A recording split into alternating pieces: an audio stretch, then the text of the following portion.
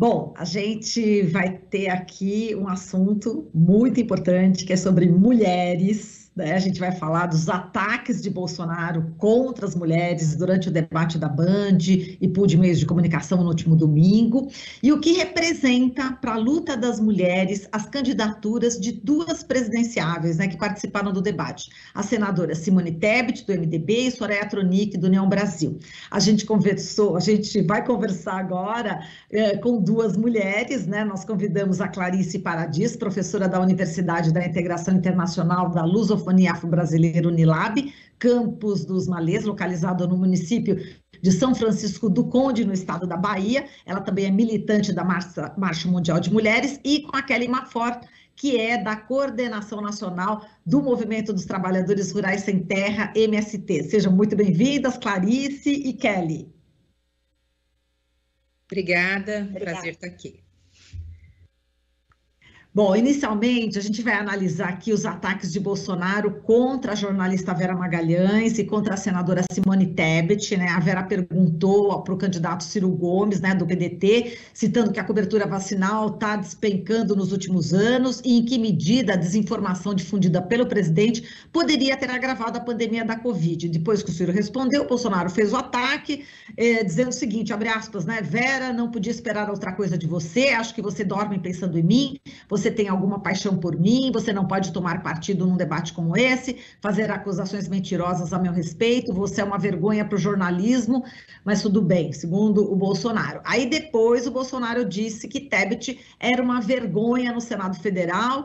A Tebet disse também, quero dizer para o presidente, eu não tenho medo nem de você, nem dos seus ministros, recebi violência política na CPI, um ministro seu tentou me intimidar porque denunciei um esquema de corrupção da vacina que Vossa Excelência não quis comprar. Já Soraya Tronic disse que quando homens são tchutchuca com outros homens, mas vem para cima da gente sendo tigrão, eu fico extremamente incomodada. Portanto, eu só contextualizei aqui, né, o que aconteceu exatamente no debate de domingo na Band, para perguntar justamente para a Clarice e para a Kelly, né, como é que elas avaliaram, né, esses ataques de Bolsonaro, essa misoginia, e também a reação das mulheres candidatas, né? Quem quer começar? Clarice, Kelly? Vamos para a Clarice? Tá bom, Clarice, vamos você primeiro então, vamos lá. A Kelly sempre está aqui. Beleza, gente. Então, eu queria primeiro começar dando um bom dia, né? A Marilu, a Kelly, e também saudar as pessoas ouvintes. Um prazer estar aqui. De fato, a gente já sabia, né? E já sabe de antemão, antes mesmo do Bolsonaro se candidatar, né, em 2018, que ele era um inimigo das mulheres, que ele era um sujeito misógino, que trazia uma pauta de naturalização da violência contra as mulheres, né? Ele nunca foi punido por aquilo que ele falou com a deputada Maria do Rosário, quando deputado, né, dizendo que ela merecia ser estuprada. Então, é um sujeito realmente que não tem menor condição da gente ter qualquer nível de respeito, né? No debate, acho que ficou muito explícito isso, né? E lá nas eleições passadas, nós tivemos uma rejeição e uma forma de resistência muito grande ao Bolsonaro. As movimentações do Ele Não foram muito importantes para que na sociedade brasileira as mulheres dissessem que isso não vai ser tolerado, que a violência e a naturalização da misoginia não seria tolerado. Tanto é que a reação foi também muito forte naquele período, né? E hoje isso tem um saldo, porque nós sabemos que o calcanhar de Aquiles da campanha do presidente Bolsonaro são as mulheres, né? As mulheres têm alta rejeição ao Bolsonaro, ele tenta, de alguma forma, trazer um debate conservador, das pautas conservadoras, para tentar angariar algum apoio, mas eles sabem que as mulheres não votam no Bolsonaro e no debate ficou muito explícito de que ele só vai perder voto das mulheres nessa pauta machista e misógina, né? E Kelly, como você viu esse ataque misógino também e a reação também das presidenciáveis? Bolsonaro fez um cálculo, tanto para a participação no Jornal Nacional, como também no debate da Band. Mas ele, no debate da Band, ele se desequilibrou pela presença de mulheres, né, dividindo ali, né, o debate com ele, mas também jornalistas, entrevistadoras mulheres. Foi muito impressionante, né, o que aconteceu, porque na realidade, do ponto de vista da sua estratégia política, ele cometeu, né, um grande vacilo, porque ele realmente se descontrolou. Tanto é que a sua equipe deve, né, enfim, orientá-lo a não participar de outros debates, né, porque, de fato, a questão que desestabilizou ele não foi a pandemia, não foi a corrupção do seu governo, não foi os seus filhos e rachadinha, porque isso sequer foi perguntado, foi a questão das mulheres, né? Então, assim, é um misógino mesmo, como disse aí a Clarice. E interessante a gente observar que, para se referir a uma mulher, para chegar no ataque, digamos, mais político, né, que é esse de né, falar que ela é uma vergonha para o jornalismo brasileiro, antes, porém, ele vai para uma questão do âmbito privado, né? Isso é muito comum, né, nas formas de ataques às mulheres, né? Ele poderia ter começado a dizer isso, né? Você é uma jornalista, ela como profissional, né? Mas não, ele disse: você sonha todos os dias comigo, você não me tira do seu pensamento, que também é algo bastante comum, né, para atacar uma mulher, né? Traz para o pessoal, traz para o âmbito de uma relação interpessoal para poder fazer o ataque político. É típico de um machistão que nós vamos tirar do poder no 2 de outubro com muita força, né? É isso aí. Certo, agora vamos falar aqui das candidaturas, né, de duas mulheres que estavam ali naquele debate, a Simone Tebet, do MDB, e da Soraya Tronic, do União Brasil. O que elas representam para a luta das mulheres nessas candidaturas? Clarice. Bom, primeiro, assim, é importante a gente pensar que as mulheres, elas estão excluídas, né, ou quase excluídas dos espaços, né, de decisão política, de participação política, né, então, ver mulheres nos debates presidenciais, né, de candidatos à presidência, faz com que a gente reflita sobre onde que estão as mulheres na política, né. Então, nesse sentido, elas mostram que é possível ter uma mulher, as mulheres serem candidatas, né, e serem da mesma forma competentes para estar no cargo de presidência, mas também nós refletimos quem são essas mulheres, né? Quem são as mulheres que são autorizadas, que furam as bolhas da política machista, né? E acho que algo que tem que ser dito é que tanto a Soraya quanto a Simone, elas vieram de círculos das classes dominantes, né? Inclusive de um estado que é conhecido como um estado que tem uma elite ruralista muito forte. Elas estão, então, muito no centro do poder da burguesia. Eu digo isso para a gente pensar quem são as mulheres que chegam nesses espaços, quem são as mulheres que são autorizadas, né? E como é que muitas vezes o debate da participação e representação política, ele vem descolado, às vezes, de uma questão de classe e raça, né?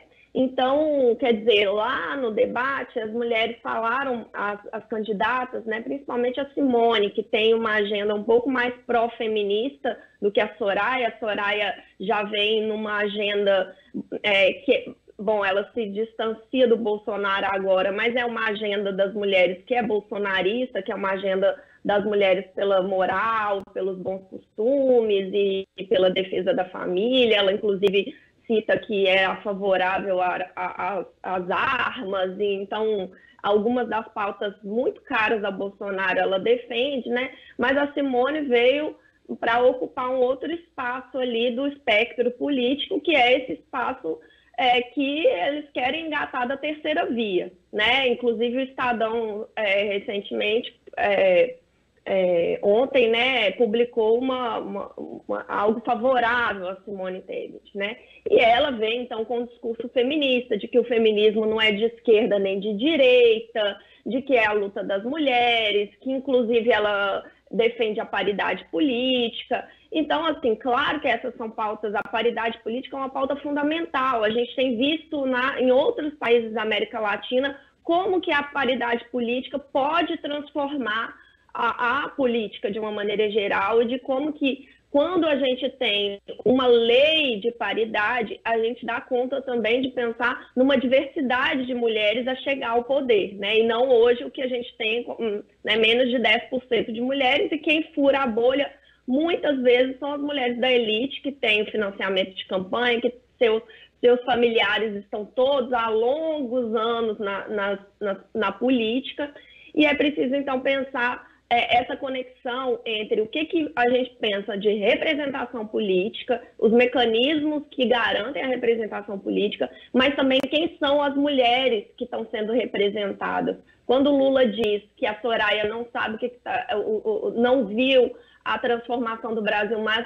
as empregadas domésticas viram, ele está pontuando essa questão de classe. Isso é muito importante para nós, porque nós defendemos um projeto político feminista de esquerda, que não vai ser um projeto que beneficia as mulheres da elite simplesmente, mas que pensa e dialoga justamente com o que são a vida das mulheres da classe trabalhadora, as empregadas domésticas, as mulheres endividadas, as mulheres que estão com dificuldade de se alimentar, né? Então, acho que essa questão é importante.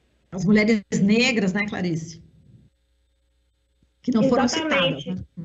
Inclusive, essa é uma questão muito forte, porque, já passo a palavra para a Kelly, a gente viu uma ausência, né, no debate de pessoas negras, quando, na verdade, o racismo é um problema dos mais fundamentais da sociedade brasileira. E a ausência das pessoas negras foi suficiente para que tivesse um silêncio sobre isso. A imprensa não ajudou, porque poderia ter feito perguntas sobre as questões raciais e não o fez. E não fez, a gente sabe muito bem que foi para promover essa ideia da terceira via. E, por outro lado, a gente vai vendo que quando a classe e raça não comparecem no debate junto com as questões de gênero, o que se parece é que a pauta das mulheres são a pauta das mulheres da elite, das classes médias, né? Então, isso também precisa ser pensado por nós. Exato. E Kelly, a gente está falando aqui, né, de candidatas que são, como disse a Clarice, de um local onde os ruralistas são muito fortes, né? Elas vêm, enfim, justamente de locais onde o agronegócio provoca, inclusive, muita violência, né? Aí, falando de mulheres negras, falo das mulheres indígenas também, né? Que são mortas até por pulverização aérea, né, no Mato Grosso do Sul. E Kelly, conta pra gente, né? Você que é do MST, conhece bem a história, né, das mulheres que lutam pela terra. Como é que você vê também essa representação, né, Simone Tebet e Soraya Tronic, enfim, sendo candidatas à presidência, o que significa, o que representa, né, o caso aí, nessa luta, né, como é que fica, enfim, a posição, né, da mulher rural diante, né, dessas candidatas? Marilu, Clarice, olha, mulher vota em mulher, né? Essa é a provocação, né? Queria que a gente olhasse um pouquinho mais de perto para essas duas mulheres e o contexto delas aí no estado do Mato Grosso do Sul, né? Rapidamente, né? Assim, a gente tem uma memória, né? Da criação do Mato Grosso do Sul. Isso se deu ali no contexto da ditadura civil-militar, no finzinho, 77, né? E de lá para cá, existe uma total interligação entre as oligarquias rurais, a política e o agronegócio, né? Isso vem desde antes já, né? No antigo estado do Mato Grosso, desde quando foi criada a primeira lei de terras, né, de 1850 no Brasil, que cria, né, efetivamente, a propriedade privada, né, porque há essa determinação de que, como a gente estava muito às vésperas, né, de ter que realmente acabar com esse ciclo de escravização negra no Brasil, a lei de terras, ela antecipa, né, esta possibilidade de que, ela quer inviabilizar a possibilidade de negros e negras terem terras como direito à reparação por todo o processo de escravização. Então, essa lei de 1850, ela determina que terra é para quem puder comprar. Quem podia comprar terras em 1850, obviamente, era uma elite, era uma oligarquia. E essa é a triste história do nosso país, que é a história do latifúndio que permanece até hoje. No caso específico do Mato Grosso do Sul, 3 famílias, elas se destacam dessa oligarquia rural, né, que é justamente as famílias Coelho, Corrêa da Costa e a família Tebet, né? Tem um estudo muito bem feito, né, pela Lucilene Maria da Silva e pelo Tiago Araújo Santos. É um artigo que se chama Poder Oligárquico, Questão Agrária e Função Legislativa no Mato Grosso do Sul, que ele vai analisar eles vão analisar justamente essa relação entre política e poder.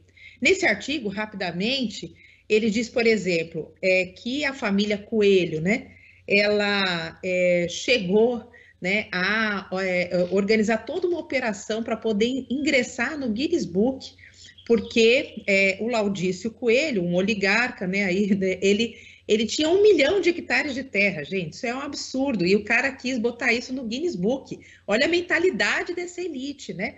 Essa família Laudício Coelho, ela nos deu, por exemplo, a Tereza Cristina, né? Essa que foi deputada federal, né, ministra da Agricultura, uma pessoa completamente anti-direitos humanos, anti-direitos indígenas, né? E depois, né, a família Corrêa da Costa, ela também é super envolvida, né, em enormes situações de conflitos, né, de assassinatos indígenas, perseguição, grilagem de terra, todos os crimes que a gente possa imaginar. E, por fim, a família Tebet, né, que é da onde saiu a Simone Tebet, né?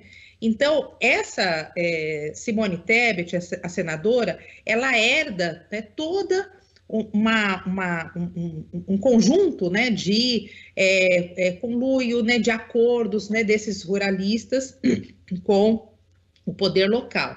Ela vem, né, dessa tradição, ela foi deputada estadual, ela foi prefeita de Três Lagoas, depois ela foi vice-governadora e a eleição dela ao Senado é recente, de 2015, né?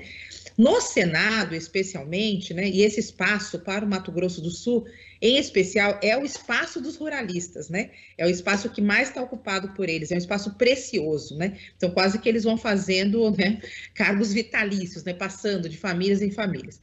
E a atuação dela no parlamento, né, lá no Senado, ela foi completamente violadora dos direitos humanos, né? É dela aquela PL para suspender estudos, né, sobre áreas para demarcação indígena, quando há conflito, né? E obviamente que há conflito, porque essa é a única forma, né, dos indígenas poderem lutar pela sua demarcação, né? É dela também a questão da emenda constitucional, ela ajudou, não é dela, mas ela ajudou a assinar a 8019, que versa sobre a questão do questionamento da função social da terra, e também coloca que a desapropriação tem que ser um tema do Congresso e não do Executivo, né? Imagina, com esse Congresso aí seria desapropriado alguma coisa no nosso país. É dela também a questão, né, ela participou ativamente da PEC 15 sobre a indenização para fazendeiros de demarcação indígena, enfim. Então, respondendo à pergunta, mulher não necessariamente vota em mulher, porque a nossa luta, como disse a Clarice, ela sempre interliga a questão de gênero, raça e classe, né? Então, esses temas estão muito interligados, e só que faltava nós, mulheres, agora ter essa faca no pescoço de, vocês vão criticar outra mulher, vocês têm que votar. Não, não é assim, né? O nosso mundo é real, né? A Simone Tebet foi na fazenda dela, a Fazenda Ivu, que aconteceu, por exemplo, aquele conflito que a gente deve se lembrar, em 2016, daquelas 40 caminhonetes que chegaram ali, né, naquela luta dos indígenas, né, por demarcação, e que inclusive resultou no assassinato do Aquileu, de 26 anos.